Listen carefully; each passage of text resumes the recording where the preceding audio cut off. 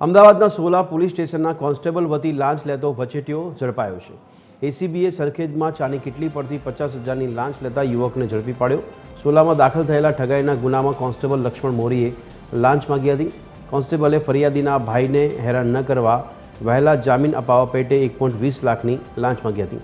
અંતે 70,000 લેવાનું નક્કી કરી અગાઉ પોલીસકર્મી વતી 20,000 ઓનલાઈન બ્રિજેશ શ્રીમાળીએ લઈ લીધા હતા। બાદમાં ફરિયાદીએ એસીબીનો સંપર્ક કરતા પોલીસકર્મી વતી 50,000 લેતા બ્રિજેશ શ્રીમાળી રંગે હાથે ઝડપાયો હતો।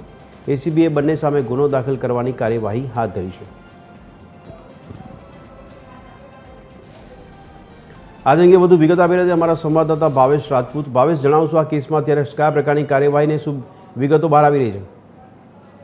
વધુ વાત કરવામાં આવે તો અમદાવાદના સોલા પોલીસ સ્ટેશનમાં ફરજ બજાવતા પોલીસ કોન્સ્ટેબલ વતી લાંચ લેતો એક ખાનગી વ્યક્તિ પકડવામાં આવ્યો છે। એસીબીને જે ફરિયાદ મળી હતી તેના આધારે સરખેજ વિસ્તારમાં આવેલી એક ચાની કિટલી ઉપર ટ્રેપ ગોઠવવામાં આવી અને ટ્રેપ દરમિયાન 50,000 રૂપિયાની લાંચ લેતા એક વ્યક્તિને પકડવામાં આવ્યો।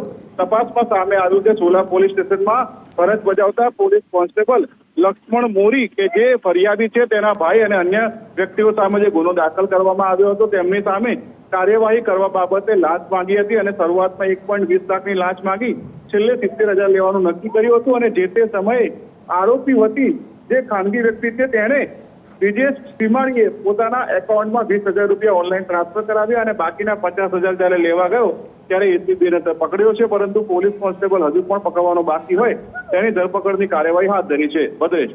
જી ભાવેશ, ધન્યવાદ સમગ્ર માહિતી આપવા બદલ।